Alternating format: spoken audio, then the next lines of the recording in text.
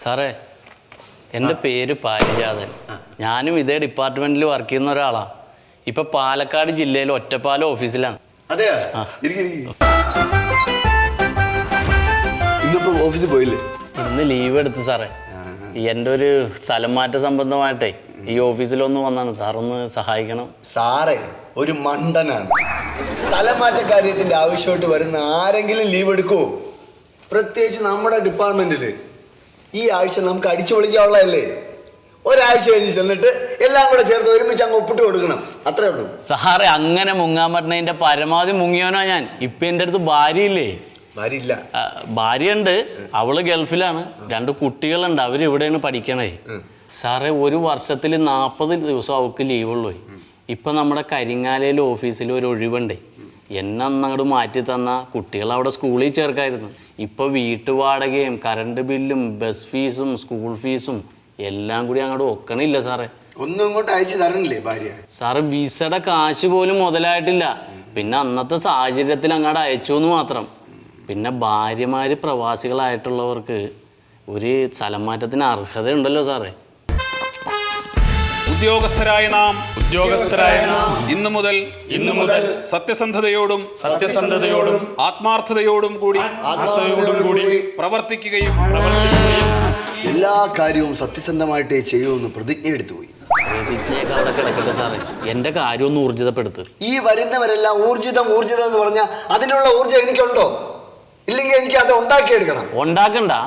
ഭാര്യമാര് പ്രവാസികളായ ഭർത്താക്കന്മാര് ചോദിക്കുന്ന സ്ഥലത്തോട്ട് സ്ഥലം മാറ്റം കൊടുക്കണമെന്ന് സർക്കാർ ഉത്തരവുണ്ടല്ലോ. സാറിന് അതിന്റെ കോപ്പി കാണണോ?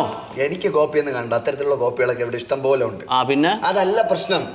അങ്ങ് ജപ്പാനിലും ഉഗാണ്ടയിലും അമേരിക്കയിലും ജോലി ചെയ്യുന്ന ഭാര്യമാരുടെ ഭർത്താക്കന്മാർ തന്ന അപേക്ഷകൾ തന്നെ ഇവിടെ കെട്ടിക്കിടക്കുകയാണ്.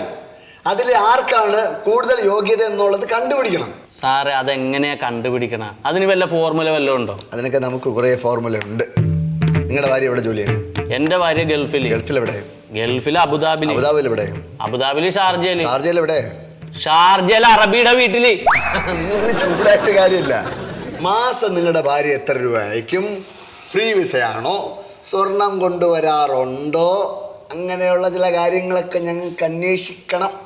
ഇതാണ് സാറിന്റെ ഫോർമുല. ഇവിടെ ഇരിക്കുന്ന ഓഫീസർക്ക് നട്ടലില്ല സാറേ. അയ്യോ അല്ല, കണ്ടവന്റെ നട്ടലും വിറ്റിയതുകൊണ്ടാണ് അങ്ങനെ നടക്കണം. ഭൂരിപക്ഷം ആര് പറയുന്നു അത് കേൾക്കും.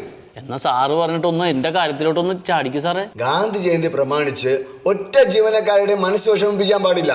ഞങ്ങളുടെ കണ്ണ് പറഞ്ഞാൽ ഗാന്ധിജിയുടെ ആത്മാവിന് സഹിക്കില്ല. സാറേ, എന്നെ ഒന്ന് കരിങ്ങാലയ്ക്ക് സ്ഥലം മാറ്റണമെങ്കിൽ എത്ര ഗാന്ധി വേണ്ടി വരും? അങ്ങനെ പറഞ്ഞാല് ആ പേപ്പർ എടുക്ക്. പേപ്പർ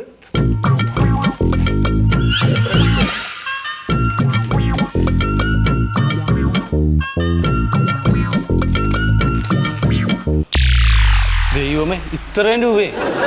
ഗാന്ധി ജയന്തി പ്രമാണിച്ച് കൈത്തറിക്ക് 20% റിബേറ്റ് ഉള്ളതുപോലെ ഞങ്ങളും 10% കുറച്ചേക്കുകയാണ്. സാറേ, ഞാൻ ഈ ഡിപ്പാർട്ട്മെന്റിൽ ജോലി ചെയ്ത് ജീവിക്കണ ആളല്ലേ. അതിൽ കാര്യമില്ലല്ലോ. ഇത് ഗാന്ധി ജയന്തിയുടെ ഞങ്ങളുടെ ഒരു ആഘോഷത്തിൻ്റെ ഭാഗമായിട്ടുള്ള കാര്യങ്ങളാണ്. ഇതിൻ്റെ കാര്യങ്ങളൊക്കെ നിങ്ങൾ സഹകരിച്ചാൽ ഞങ്ങൾക്കും അതുപോലെ നിങ്ങളെ സഹായിക്കാൻ കഴിയും.